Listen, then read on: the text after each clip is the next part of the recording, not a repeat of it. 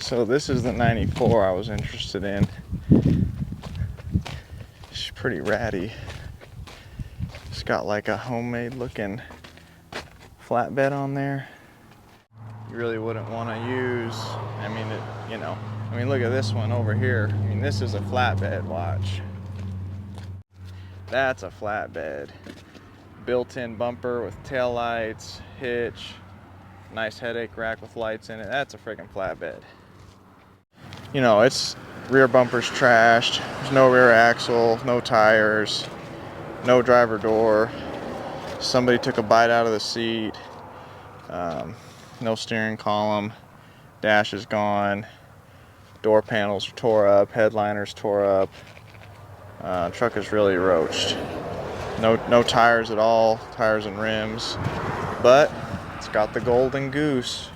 It's got that 12 valve in it, and he said it's got 170,000 miles and it runs like a top. It'll run in the truck. It's got an automatic, which I like. Some people don't, but I like automatics. But there's no title with this thing either, so it's just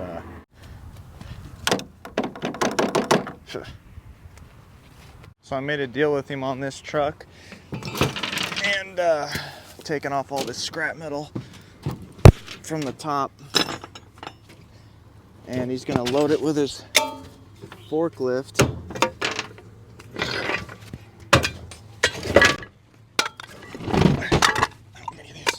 Get as much off here as possible. Lifters, bearings.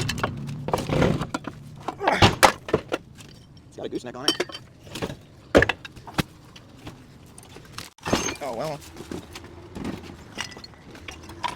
Pistons.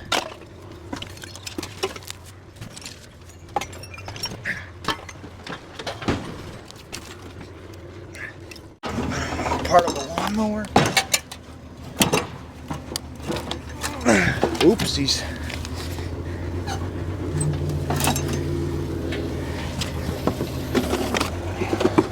Gotta see if it's balanced out here.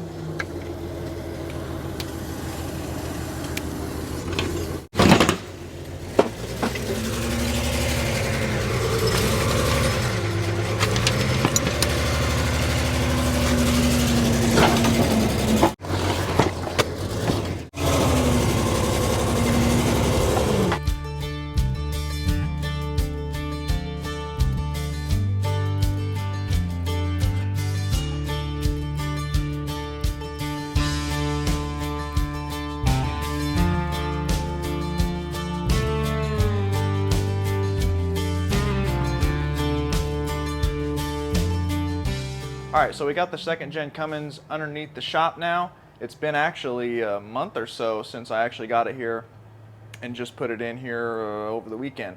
So now what we're going to do is we're going to see if it runs. But the first thing I want to do is take this hood off because it's agitating me. The hood, it doesn't, I don't know, the hinges are jacked up, and when he put it on the trailer, or when he was moving it with the forklift, he hit it with the forks pretty hard over there, and it bent the hood. I think it bent the hinges into a weird, yeah, I can see the hinges are bent, so it's not wanting to open and close. So we're just going to take the hood off. I mean, the hood's tore up now anyway, so what are those, 13s? First try.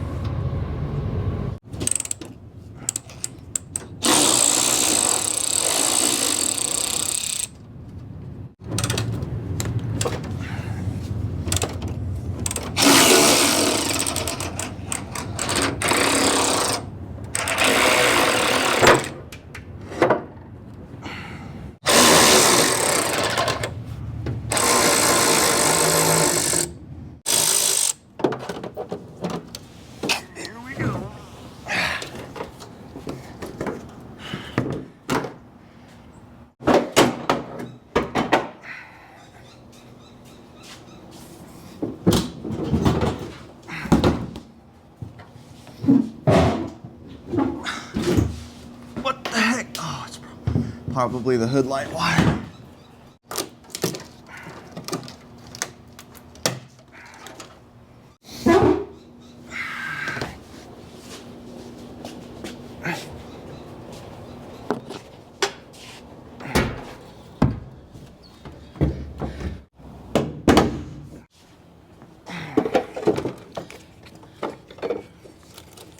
These trucks had 2 batteries, and pretty sure this side is the one that starts it. This is turn it around.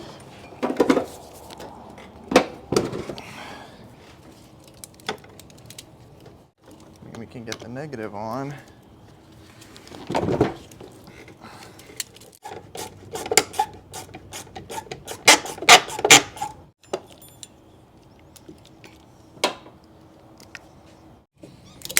Ooh.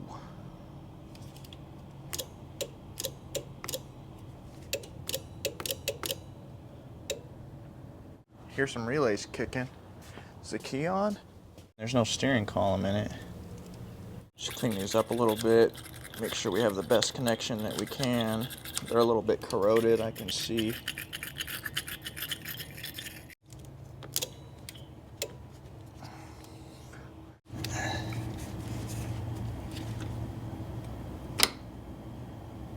Okay, the fuel solenoid's on. I just pushed it up and it held. There must be 12 volts going to the hold side of the fuel solenoid, not the pull side. These ones are different than the first gens. The fuel solenoids in these, it took me a minute to get this figured out because I had one of these go bad one time and I didn't know what I was doing. But the first gens, 89 and 93, had just like a 12 volt fuel solenoid. If you put 12 volts to it, it pulls the plunger up, lets fuel go through. On the second gens, fuel solenoid is different, where it has a hold and a pull. So there's a ground and 2 powers. One is when you turn the key on, it sends power to it, but it doesn't pull the solenoid up yet. It takes more power than that. When you crank it, it puts another 12 volts to it to pull the plunger up, and then once it's up and you let the key off into the on position, the hold wire is enough to keep it open. So these ones actually have 2 powers that go to them. It must be already power going to it. So, and from what he told me,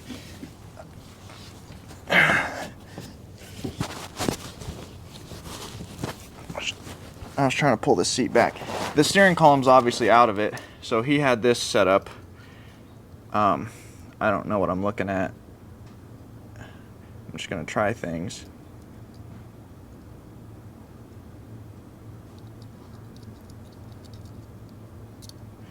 He said that he had it wired up like this, where it would hold the wire up the solenoid, and then you could touch it and it would crank it, but I don't know which one of these goes to what. I mean, this is such a wiring mess in here. Ooh. I heard something. We might have a bad connection.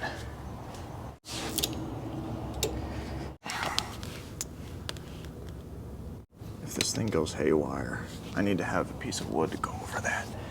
Turbo. I've seen a few videos where people start these things up and they don't know nothing about them and they run away from them, and if you don't know what a diesel runaway is, it's scary. Sometimes these injection pumps, they get stuck, you know, and they're stuck on full throttle. They haven't been ran. You know, anything can happen. So, just to protect myself, I'm going to get a piece of wood just in case so I can put it over the turbo and stop it. I know the probability is very low, but I'm not ruining this engine. It's not quite big enough. We'll just leave that right there. Also, I haven't even checked the engine oil. I'm getting ahead of myself. Oh, it's definitely got oil on the stick. Hold on, let me get a thing. Rag. This thing is way over full. Way over full. What in the world?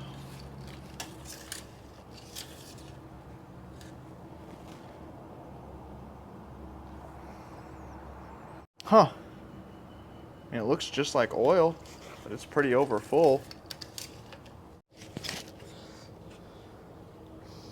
It's got coolant. It doesn't look like it's... Yeah, it's just water. I don't think a head gasket's blown. It doesn't look milky. Okay, now we should be ready to try it.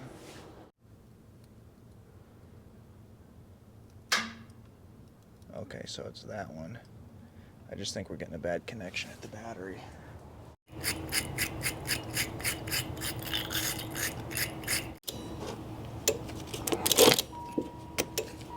Hear the beeper? That's funny.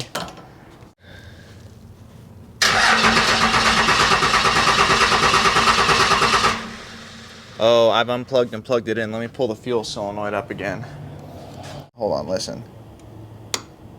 Hear it? I pulled it up and it's holding up. So there is a 12 volts to it.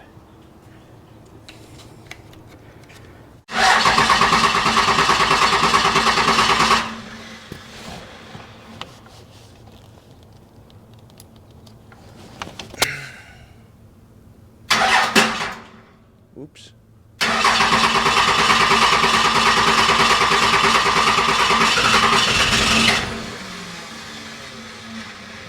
Must be getting the air out of the lines.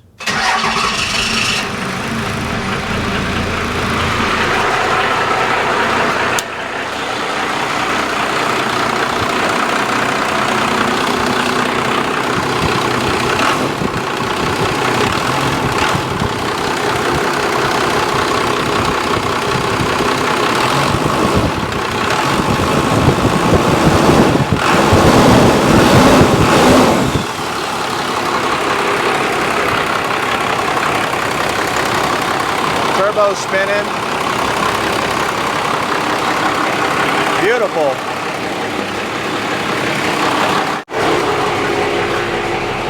Look at that. Gauges are working. 40 pounds of oil pressure. Fuel gauge says full. Don't know how accurate that is. 14 volts it says. Is that right? Oh, amazing. And coolant temp we don't have yet. Look at that. I haven't even looked at this odometer. 172,000 miles. That's beautiful. This motor hasn't even gotten broken yet. If all that's true. Sometimes these odometers quit, you know, and you don't know it till you drive them. These odometers, the first gen's really bad. The second gens also had the problem. Sometimes the odometer something in there breaks, a little gear, and then it won't, the speedometer will read, but the odometer won't count. Trans temp light is on. Yeah. Look, RPM gauge works. Friggin' crazy.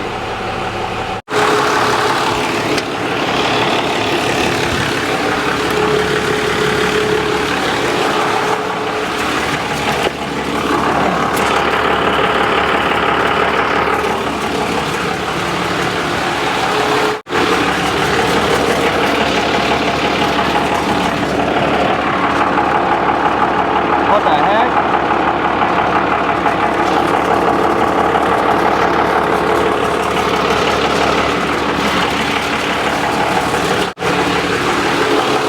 Before we leak out all our fluid, I'm just curious. 14 volts, charging. Let's shut this thing off.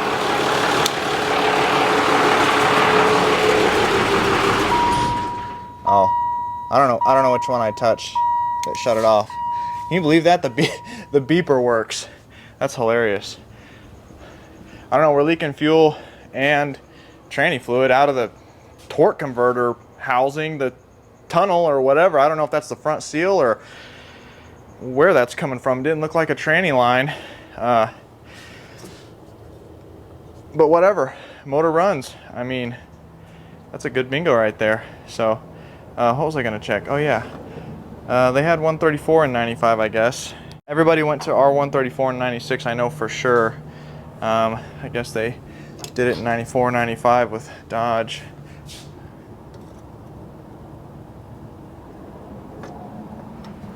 Hold on, I want to see if that thing's got any pressure in it. I was gonna try the air conditioner, just for funsies. Oh yeah, there's no pressure in there. Hey, we got a good running engine though. That thing sounded stout. Stout. Okay, so I had to take a break because my crane just showed up. This is basically an engine hoist, but it's 100 years old. When we get it off the trailer, I'll show you guys. You guys are gonna get a real big kick out of this. This thing is a wild piece of industrial history. We're gonna unload it right now. Come right through here? Yeah, I was thinking right through there. Here. Should I open up the forks more? No, close it in a little bit. Are you sure? All right.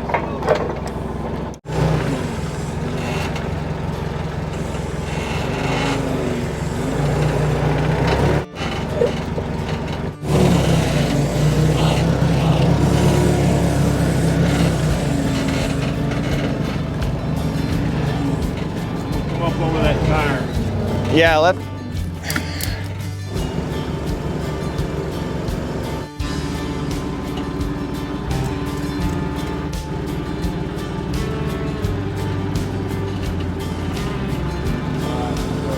go up a little higher and put it on the concrete.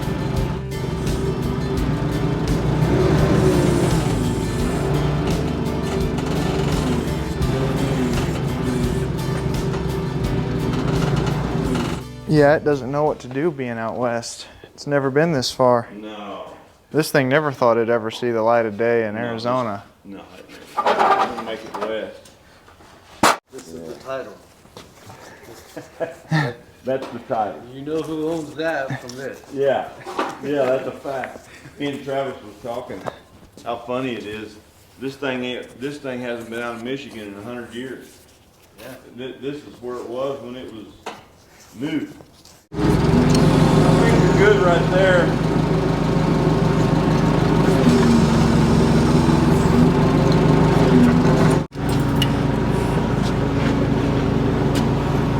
Okay, it's in. All right, that's good.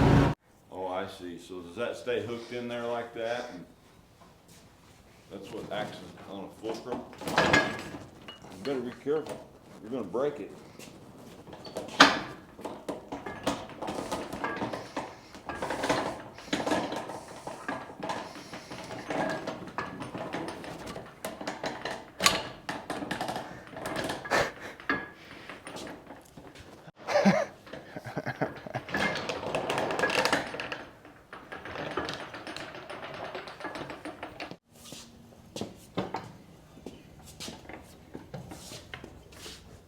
How much weight's that thing supposed to be able to lift? 5,000. Oh, really? It's gnarly. I like it. It's useful. Here. This is one of them ones that every time you get near it, you get greasy. Because there's oil and grease on everywhere on it. It should be. All over the gears and everything. Every time you get near it, your clothes are just filthy. It's like your face looks like you just came out of a coal mine every Yeah. time you use it. Yeah, every time you touch it or use it. Here, stand underneath that boom. I want to see what. See, Dad's 6'2", okay? That thing's 9 foot tall. Yeah. 9 foot tall, 1,200 pounds, 5,000 pound lift capacity. This is my favorite part. Look at that. The Canton Foundry and Machine Co. Canton, Ohio, USA. Wow. Well, let me show you how this thing works. So if you look at this thing, see how it doesn't move? It's got like a built-in lock and it's pretty neat. Check it out down here. When you pull the handle down, it lifts the wheels off of the bed.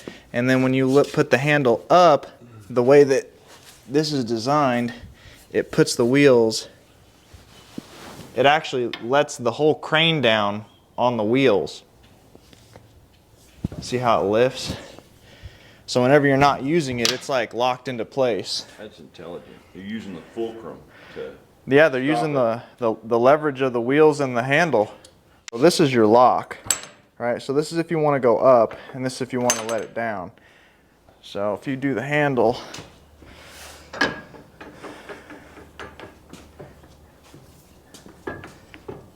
see how it's ratcheting? I mean, it's not catching. So pull that thing down. Yeah. And if you flip it the other way, see, that makes it to where it locks in place when you're...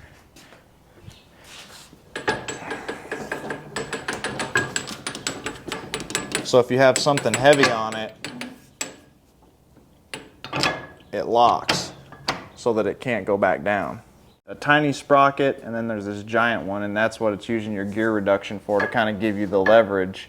This is such an interesting design. I mean, this is very much on display of the technology of, you know, mechanical leverage, the gear reduction, the big handle, the ratcheting, you know, stop arm, the fulcrum on the bottom.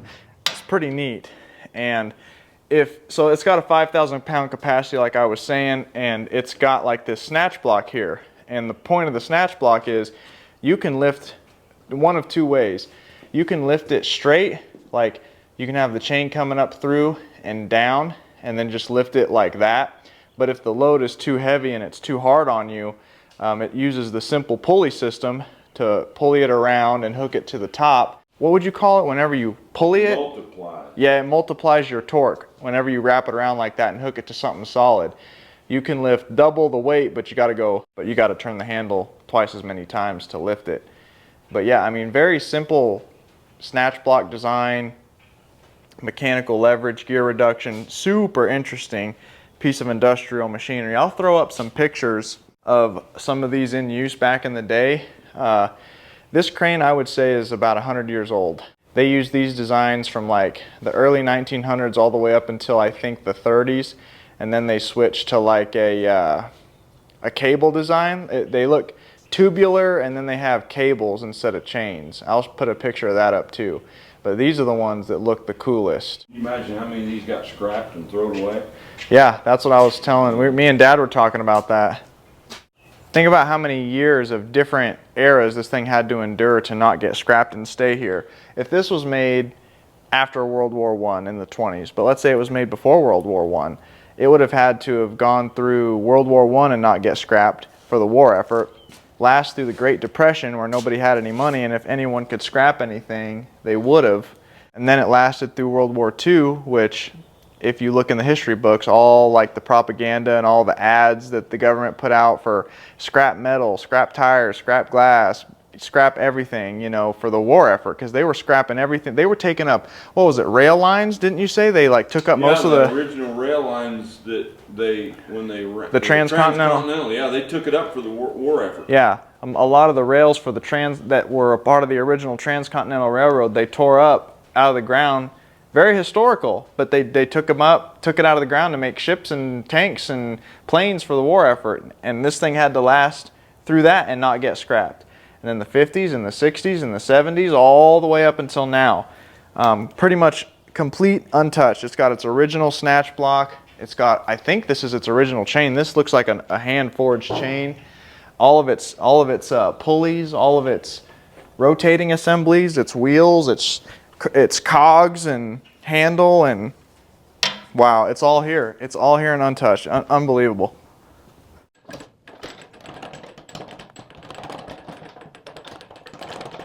So the 12 valve runs, and you're saying, well, what now, Travis? What is the master plan? Are we going to put it back on the road? Are we going to get it roadworthy, road legal, tires, rear end, and then sell it? Is it a parts truck? We're going to part it out. What are you going to do with this thing? Well, time to come clean with you guys.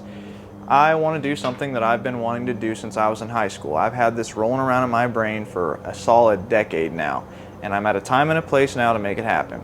I want to do a Cummins build. I have a love and affinity for these trucks, these engines, these transmissions. I love them. Bought and sold tons of these trucks, and this is the perfect truck to do it with, because let's face it, it has no title, driver door is missing, the interior is completely thrashed and trashed, no dash, no steering column, every body panel is dented and beat up, the cab is dented and beat up, it's got a homemade bed on it.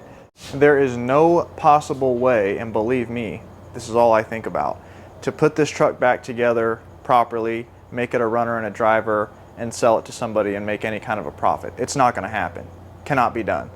What I want to do is take this body and everything off of this frame and put something from the 30s, 40s, 50s on it. And we're going to do a little bit of hopping up the engine a little bit along the way, but that won't be in this video. I got something special for that will come later. I've hashed it out in my brain, what's easier, taking the drivetrain out and transplanting it into something else, or taking the body off and put another old body on top. And I think it's easier to do the second one. Take this off, put something else on top, because you have the frame and everything already set up to accept the Cummins drivetrain. It's already in it. All the intercooler routing, the condenser for the air conditioner, which we probably won't even use, radiator mounting, engine mounting, tranny mounting, everything is all the way it should be. No, I do not have the body yet. I don't know what I'm going to do yet. Truck, car, not sure. I'm just making it up as I go along.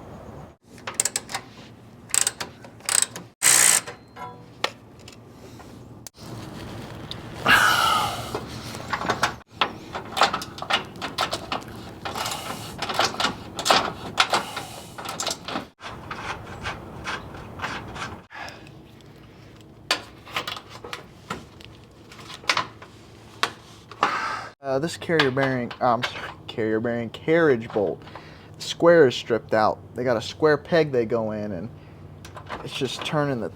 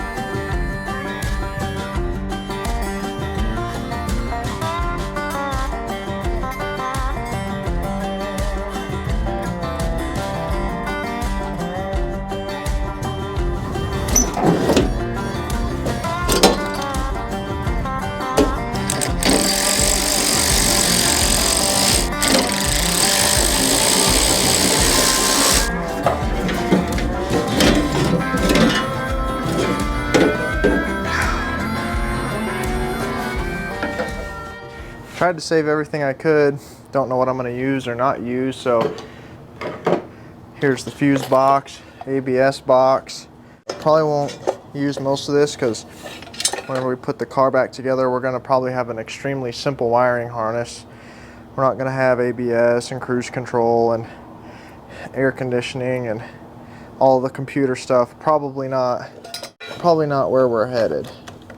But I like to save everything because look at all these pigtails and plug-ins and stuff. I mean, cutting them right here, I don't like doing that.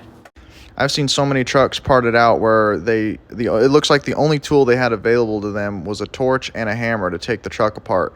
And when you destroy all those pigtails, you can't buy all those. Like, they don't just sell them in the aftermarket. Those pigtails are hard to get. So if you can get it to where everything can plug back in and you can use it again, it makes it much easier, going together in the future.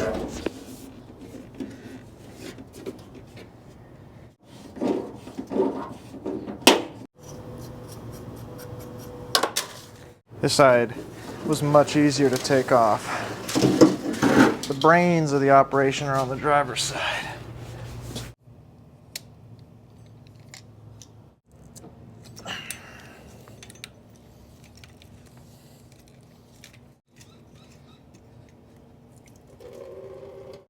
Oh, I put the friggin' pan down perfect.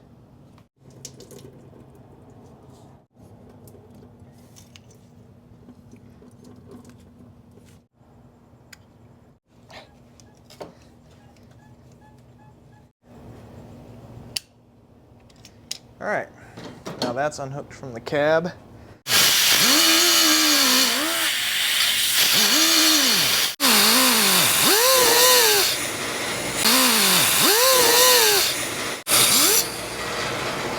Obviously, I checked the Schrader valve. There was no pressure in it, so I wasn't in really any danger. I would have unhooked it, but there's nowhere to unhook it. It's all crimp fittings. This is like it's like a crimp fitting. There's no undoing it. Then you have your port, and then you go over, and then again you have crimp fitting, and then here you have crimp fittings into the cab. The first gens are different. Where it goes into the cab, it actually has a bolt in the middle, and that's where your expansion valve is, and you can unbolt the low and the high side together away from the cab. This one's different. They crimped everything, and that's permanent. There's no undoing that. I just undid the AC fitting down there that was on the compressor, and somebody was looking for the leak. See, that's UV dye in the oil. Yeah, they knew it was leaking. That's why there was no pressure in this Schrader valve. They couldn't find out where it was.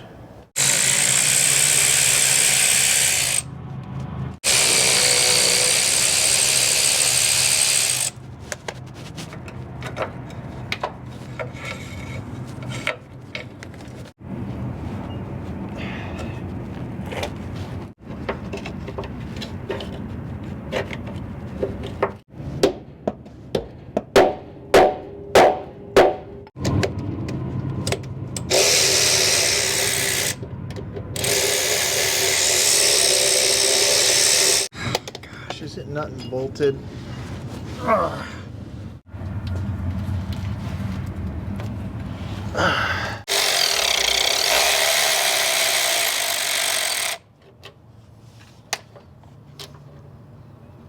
Now that should only be hooked to the cab. Okay, so right now what I'm going to do is unbolt the booster and master from the cab and separate those, and after that, I gotta check and see what else we got, because I think we should be kind of getting down to the wire here as far as what's hooked up. So we can, there's only like 6 bolts that hold the cab on.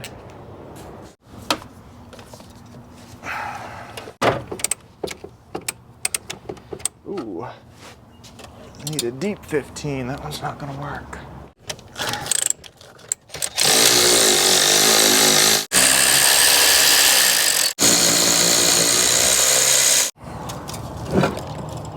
Ooh wee, nuts are hot.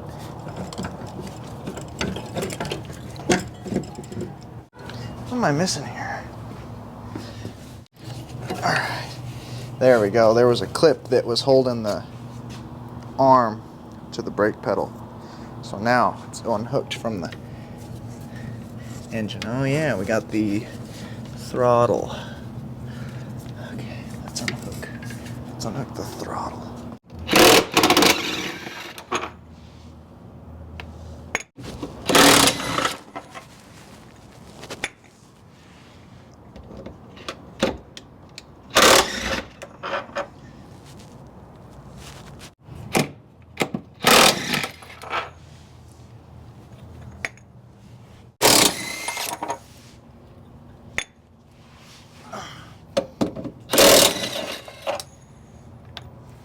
I think that's it. 6 big bolts and a lot of wires. Now, obviously I'm going to use the tractor to take this off. I'm not going to use a jack, but I'm just seeing if it's ready to come off, if I'm missing anything, you know?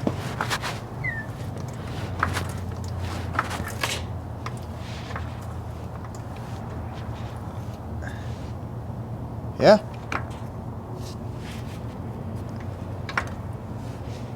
It's coming right off. Yeah, it came right off the frame.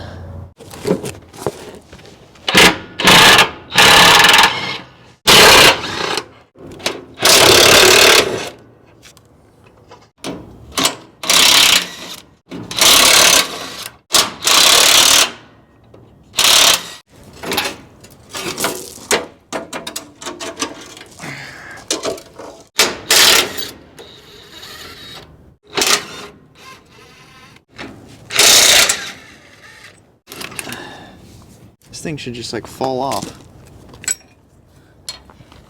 Am I missing a third? Oh. I guess so.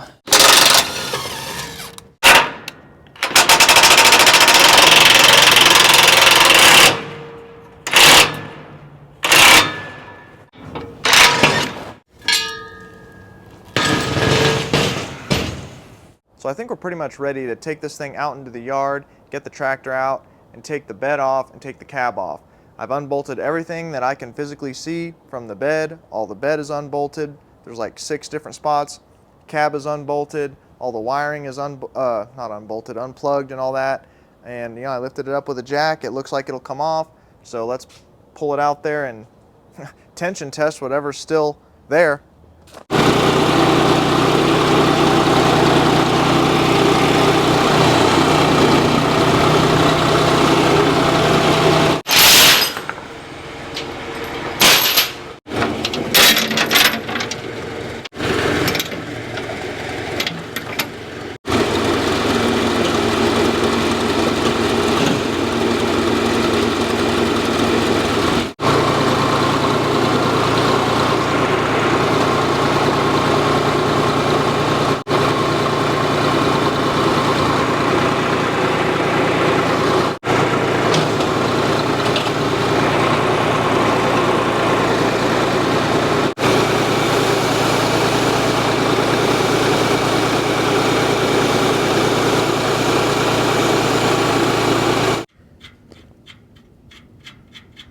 kept these 2 rear nuts on just because I needed the bed bolted to something so I could lift it and not lift the bed off.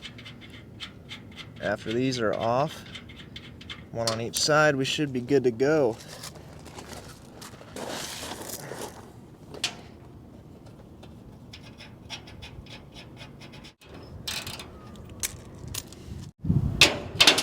All right, let me figure out how I want to chain this bed up to the tractor and I'll get back with you.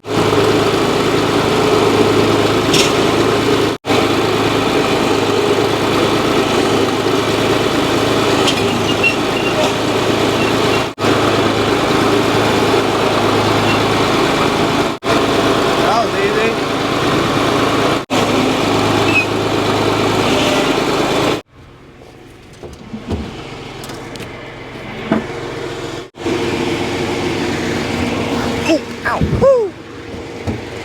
It's hot.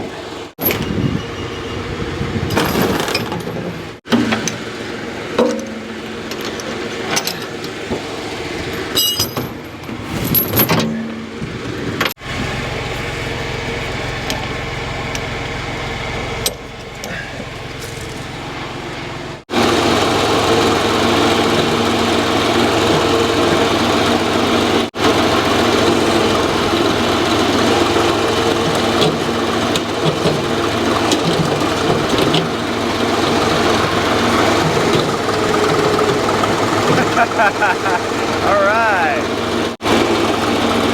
Without a hitch.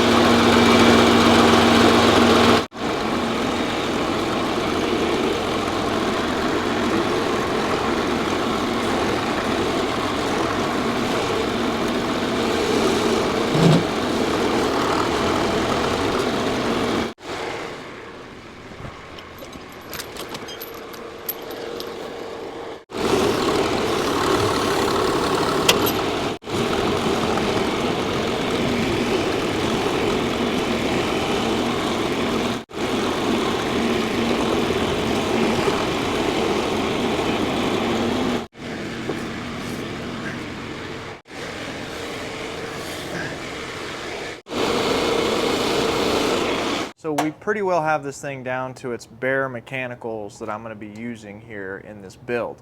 There's a few other things that I want to take off that is weight reduction and also can't be used. I already have this exhaust unbolted from the turbo because with the new turbo we're going to be getting a new turbo. Can you believe it? I'm actually going to spend a little bit of coin and do something I've never done before. I already told you. I told you it's going to be serious business here. You guys will see. So with the new turbo we're going to be getting, it's a 4-inch outlet and this is all 3-inch. So none of this is going to work anyway, and plus it's really heavy for no reason.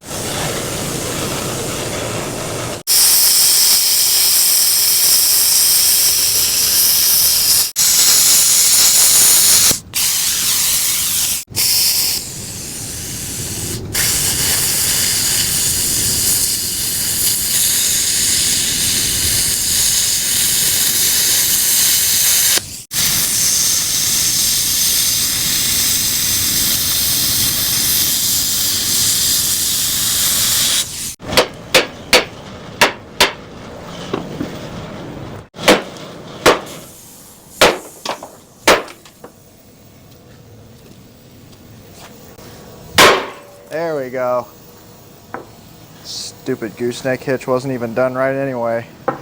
Homemade piece of crap. When you put a gooseneck on, people are gonna put in 10,000 pounds on a gooseneck hitch. And it's not even welded on the bottom anywhere. This little 1/4-inch sliver, whatever that is, didn't even hardly make it to the frame at all. Most of the weld is on the plate, not even on the frame. I don't know what you look at that. That's the only part that's really holding. And then you have this, a little chicken crap weld. I cannot believe you thought that that was going to hold. Look! Look at that! What a piece of junk.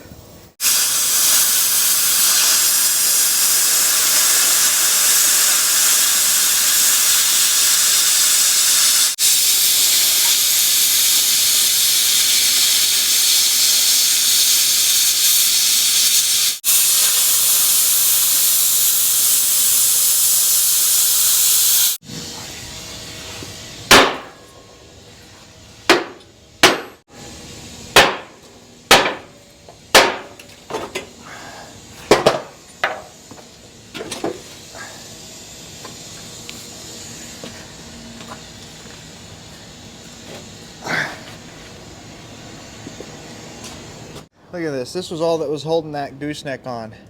A little blob there, a little bit right there. Nothing, no bolts, no nothing. That's it right there. And then he had, this was hot, I had to cut through that, and that was hot, but all this wasn't, that's not welded on. That wasn't welded to nothing, none of that. And then right here, this wasn't welded to nothing, hardly. Wow.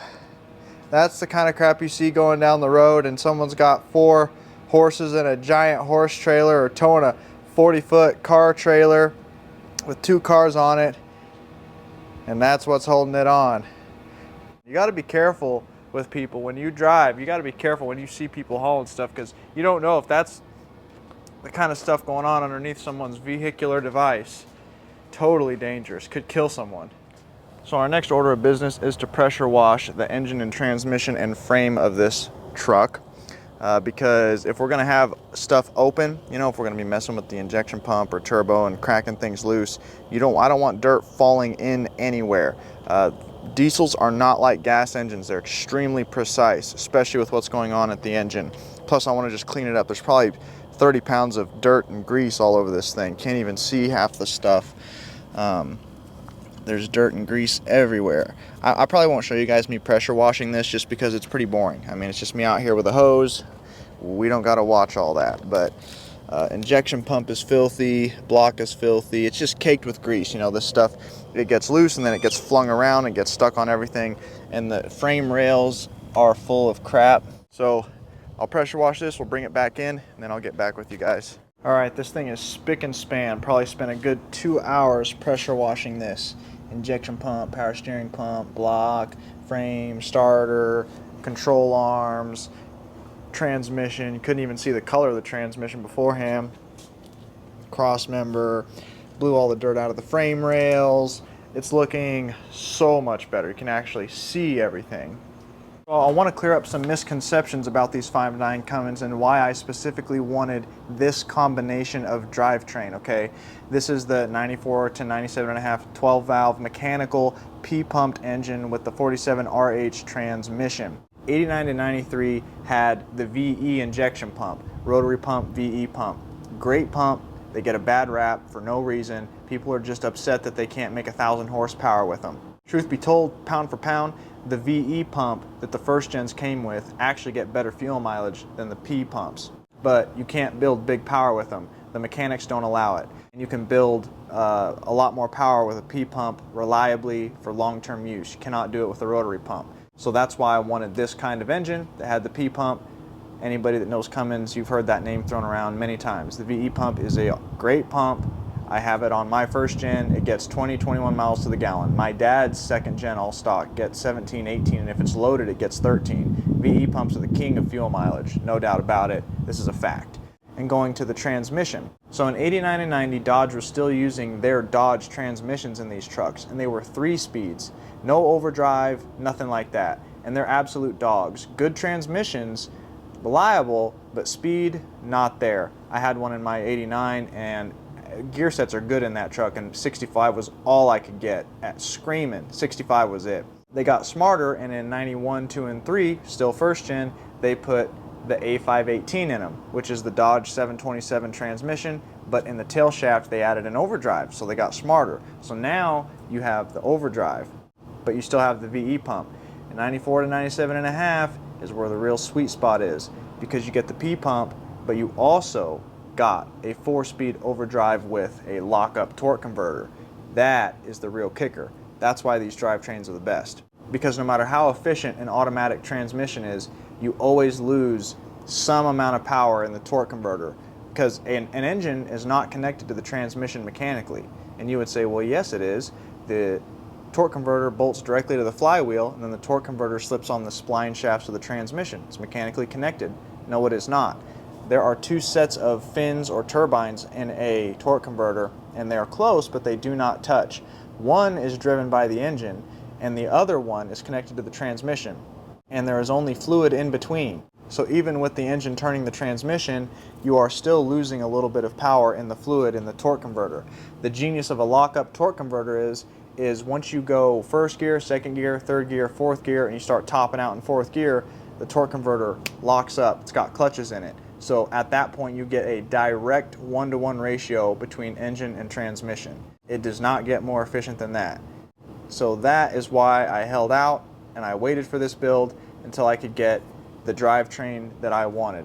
I did not want to be stuck mixing and matching things together, taking a VE injection pump engine and trying to hawk together a P pump setup for it, or have a manual and try and find an automatic for it, and just having all kinds of problems with fitment issues and cross member problems and blah blah blah. I didn't want any of that.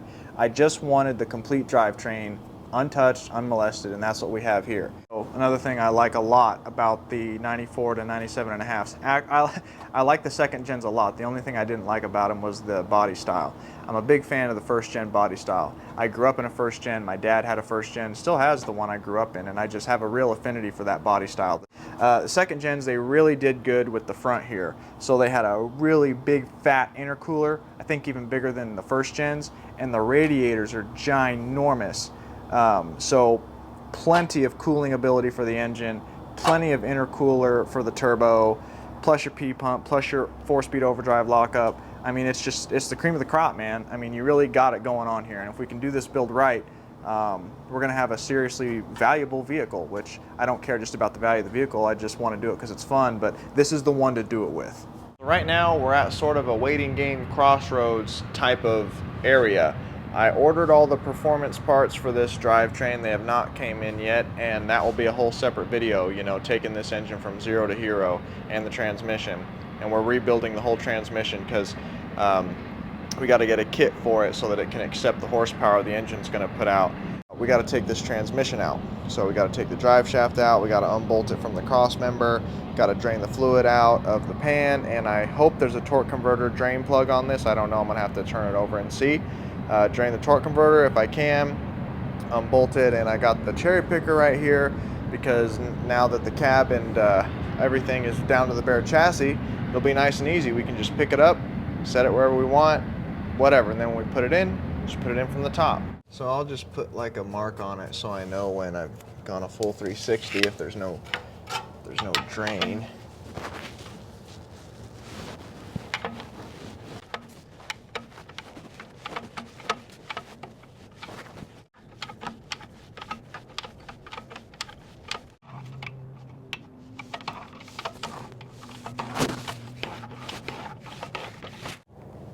Yeah, there's no drain on the torque converter. Oh well.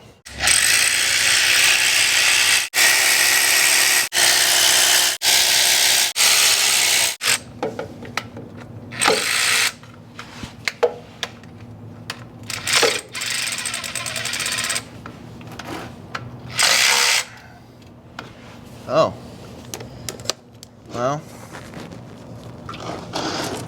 there's some in there, but we probably lost quite a bit when we ran it, and it was leaking out of the, I don't know, front seal or torque converter or whatever. hopefully most of the fluid's gone, really.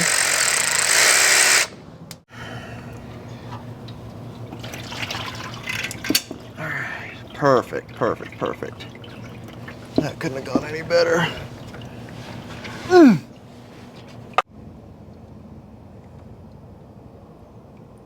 So this is what's in the pan. We do have a little bit of shavings, but you know, this is a nominal amount. I mean, you would expect to see some stuff down in there. Not seeing chunks of anything, but maybe a little bit more wear and tear than usual. This is a magnet, and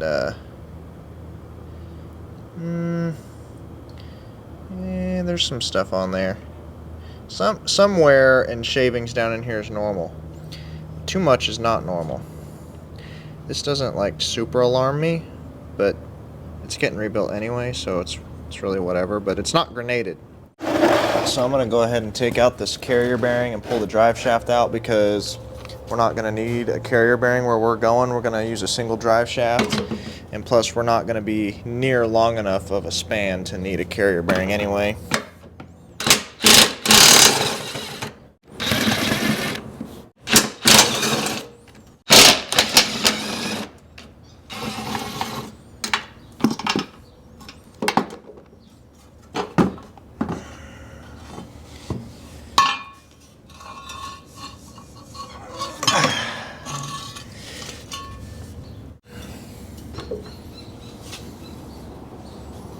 And we'll just leave this down here, I guess.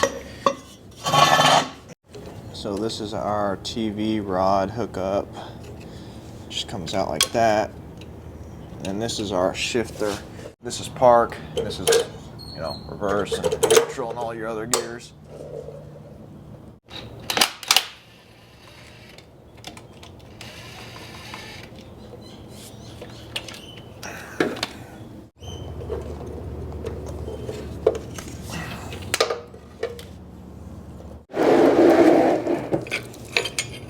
Big old 1 inch. Could have made it any bigger.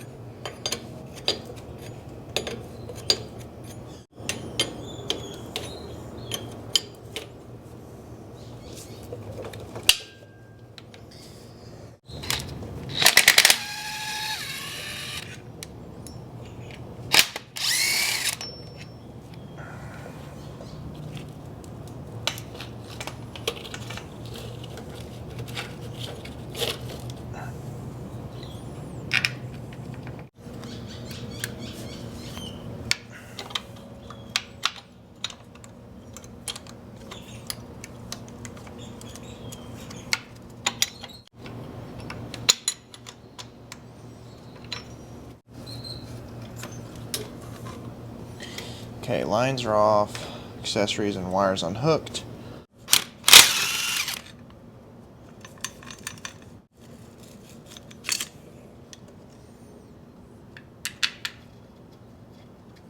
So everything should be ready now for the tranny to come out. Unbolted the tranny from the tranny mount, unbolted the torque converter from the flywheel. Oh yeah, we got to take the bolts out of the housing. That's what I was waiting to do.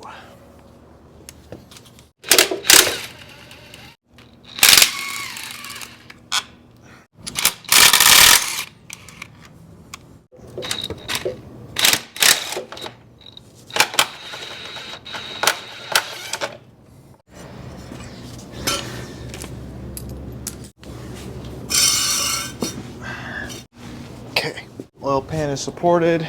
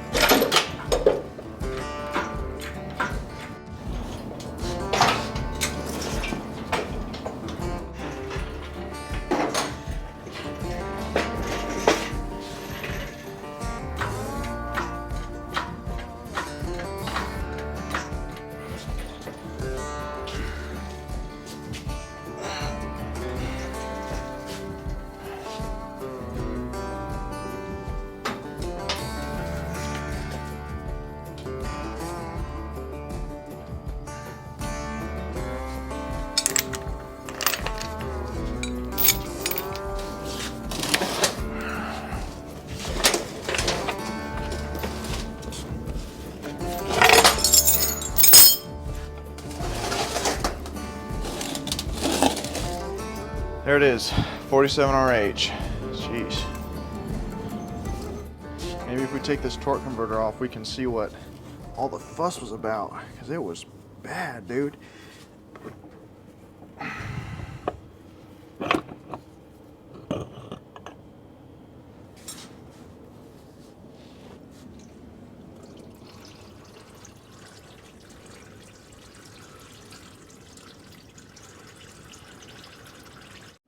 Well, I can see scoring on the torque converter pretty bad right here, and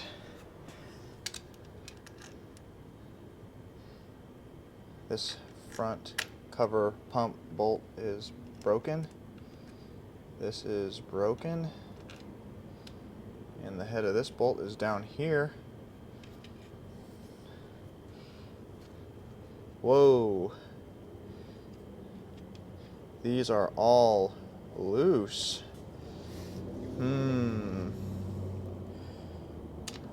Did someone have this transmission apart? Because this is loose, out,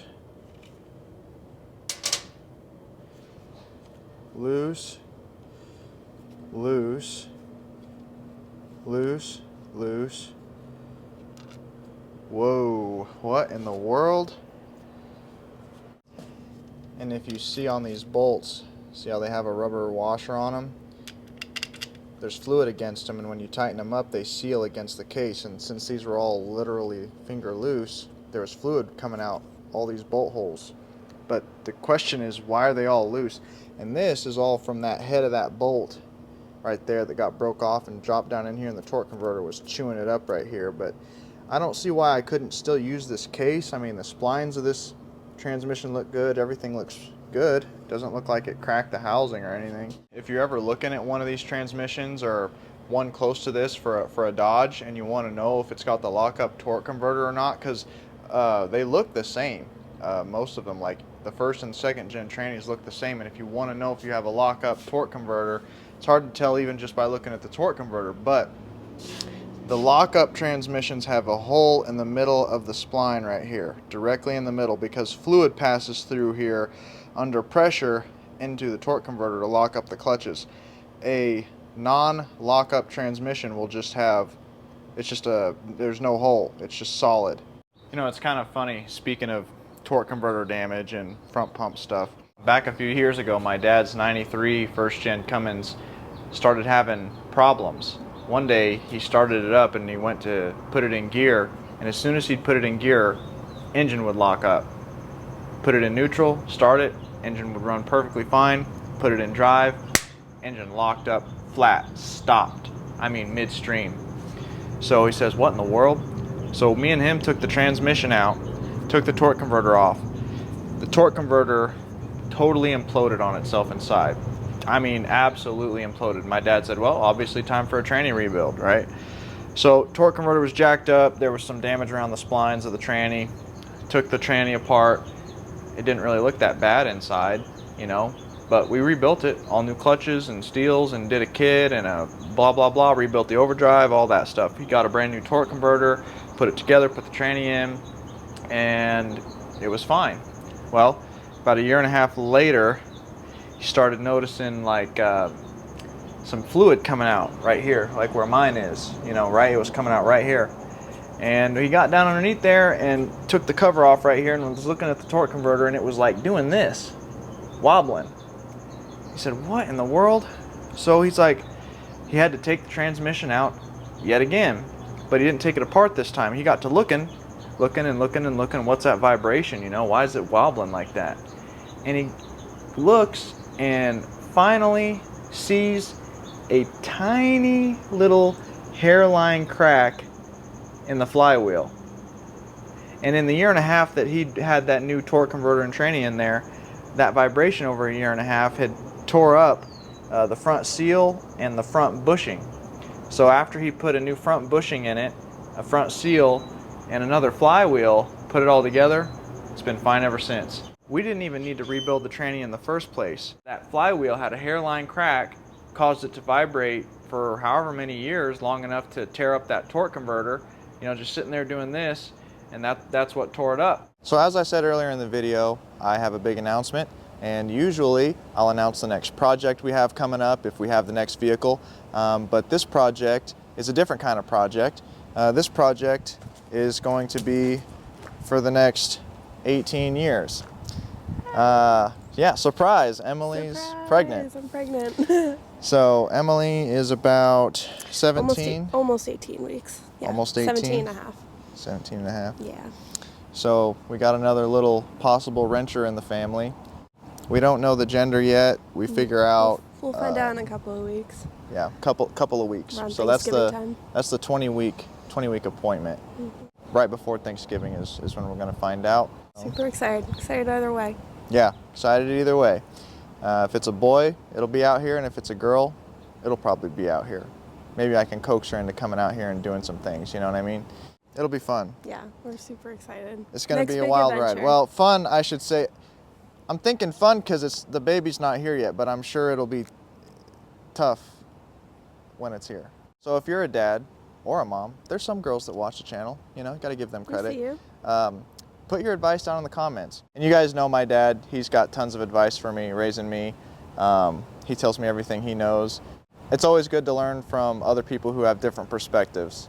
First week of April is when they said that the baby should be here by. Yeah, maybe we should name it April. If it's a Spring girl. baby. Spring baby. If it's a boy, Ape. Excited. Baby Blades. Yep, baby blades coming April of 2025. Yes.